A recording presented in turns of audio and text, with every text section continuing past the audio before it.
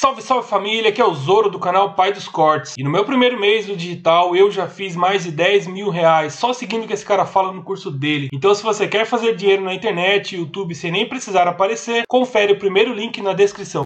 Eu até meus 17 anos, nossa, com muita força, eu sempre usei minha fé como oficina dos meus próprios desejos, cara. Era só pedir, Bruné. Eu só pedia. Pra mim a fé era uma oficina de criar os meus desejos. E eu vejo que isso é um grande ponto de gargalo. Não consigo afirmar com exatidão, mas eu vejo que são dois pontos, assim, que a fé, que eu vejo que é um ponto de que muita gente se encontra. Assim, parece que é um afunilamento, sabe? Curva de rio. As pessoas que usam a fé como oficina dos seus próprios desejos. Por exemplo, aquela pessoa que às vezes reza todo dia à noite é pra pedir. Eu espero que amanhã eu consiga isso. E é oficina de desejo ali. Vamos lá. Coloca ali. E aquelas pessoas que resgatam a fé no momento de muito desafio. Eu vejo são duas pontas. Por que você acha que... Eu não sei, é uma percepção particular minha, tá? Que são curvas onde muita gente se encontra. Muita gente se encontra e fala assim, puta, é verdade, eu peço pra cacete, cara. Só peço, só peço, só peço. E a tua visão disso? Quanto é legal, não é legal? Pedir demais, não pedir? Qual que é o... Às vezes, sabe, qual que é o ponto limite de... Eu acho que a sua relação com Deus é baseada nas experiências que você teve. Tá. Então, quem não teve nenhuma experiência com Deus ainda, vai pedir coisa até sem noção. O próprio livro do apóstolo Tiago, capítulo 4, diz: pedis e não recebeis, porque pedis mal, para gastardes com os vossos próprios prazeres. Uau. Então, Nossa, repete, cara, achei incrível. Tiago, capítulo 4, Tá. diz assim: pedis e não recebeis, porque pedis mal, para gastardes com os vossos próprios prazeres. Então, o cara chega para Deus e fala assim: Deus, eu tô querendo muito uma Ferrari, sabe? Eu tô querendo me levantar nessa vida. Eu falo, cara, por que eu vou dar uma Ferrari pra esse cara? Não tem sentido, sabe? E tem gente pedindo aquilo que quer pra Deus, que é como se fosse pedir uma Ferrari. Não tem sentido pra Deus. Eu falo, não tem sentido eu te dar isso. E tem gente que tá pedindo algo pelo outro, às vezes. É pedir e é legal isso, né? Tem gente que acha que Deus é seu servo, que Deus vai atender tudo. E, na verdade, Deus dá conforme a sua vontade. Então, antes de você se tornar um perito em pedir, entenda qual é a vontade de Deus. Que é muito mais fácil você encaixar o teu pedido com aquilo que ele quer. Vou dar um exemplo. Tem uma oração, uma pregação minha no YouTube chamada Oração Inteligente. Tem quase 3 milhões de views no YouTube, só essa pregação. Tá.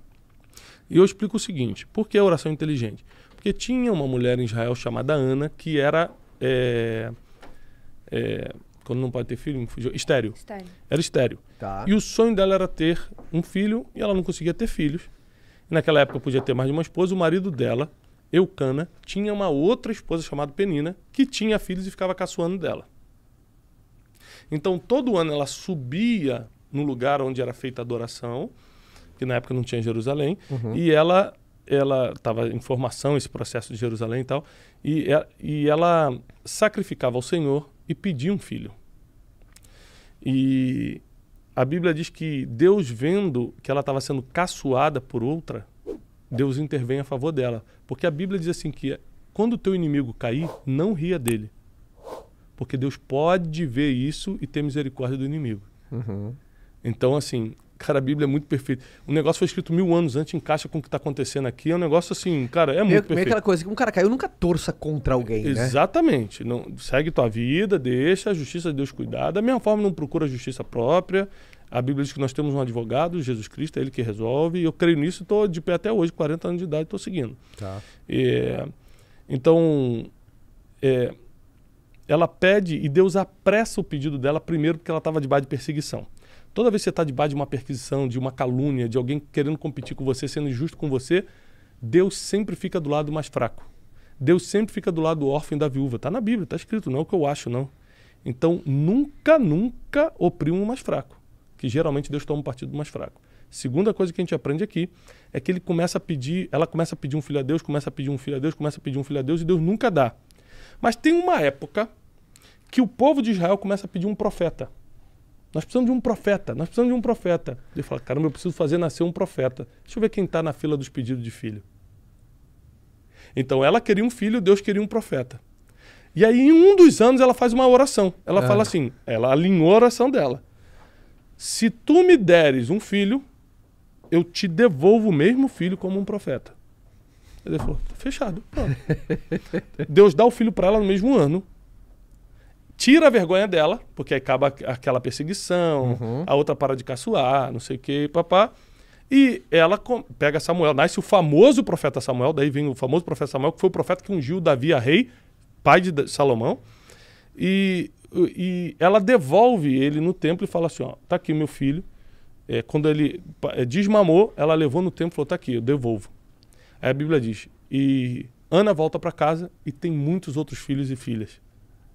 Então, é uma história assim que mexe muito com a minha fé, porque é você alinhar a sua oração com a vontade de Deus. Aí as coisas acontecem. Se eu pedir coisa que não tem nada a ver, Deus fala, tá doido. É a mesma coisa, eu tenho 4 filhos. Meu filho José chega, pai, você me ama? Claro, filho, te amo. Me dá uma Lamborghini? Não tem sentido nenhum esse pedido. Não tem sentido, você não tem idade, você não tem carteira. A gente não tem dinheiro para isso. Eu vou pedir pro tio Caio, quem sabe ele transfere. Tio Caio faz um pix pra gente. Mas isso é uma coisa que eu sempre falo, né? É o quanto a gente julga as coisas. Ah, tá dando errado, tá dando errado. Mas tá dando errado porque dentro do seu julgamento você acha que tá dando errado. É só o modo de ver, a sua interpretação. É o seu modo de ver. E lá na frente, em algum momento, isso vai fazer sentido do porquê que tá dando errado, mas na verdade tá dando certo.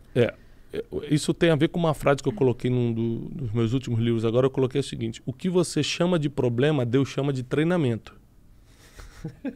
Então para você é um problema. Espetacular. Exato. Entendeu? Você tá vendo como problema. Deus que tá lá de cima já viu a linha do tempo toda, viu a timeline, já viu. Ele falou: isso aqui é um treinamento necessário para você entender isso aqui na frente. Só que você não consegue chegar lá na frente, então você acha que é só um problema, e não é um treinamento. É muito bom viver assim, com essa linha. Não facilita o encarar de cada coisa? Não, facilita muito. A gente acabou, por exemplo, de perder uma amiga muito querida, morreu. Ataque do coração do nada, nova. Buf. Chegou lá no enterro, aquele clima normal de enterro, o pessoal chorando e tal, mas não tinha ninguém depressivo, não tinha ninguém angustiado, porque todo mundo ali tinha a mesma fé. A fé em Cristo faz você enxergar a vida mais leve. Sim. Primeiro que é a única fé que te dá esperança para tudo. A Bíblia diz em Romanos, nenhuma condenação há para o que está em Cristo Jesus. Então o cara está oprimido por causa do passado que ele teve. A mulher acha que nunca mais será perdoada por causa da vida que levou lá no passado. E Jesus fala, não, em mim todo mundo é nova criatura, eu deleto o teu passado. Eu deleto o teu passado e escrevo o teu futuro. Aí dá esperança. Morte. Essa terra aqui não é o fim, é só o começo. Então você morre, você começa uma nova vida e eterna agora. Então, não existe nada, nenhum problema que você me traga que o evangelho não ofereça uma esperança. E leve. Leve, tranquilo.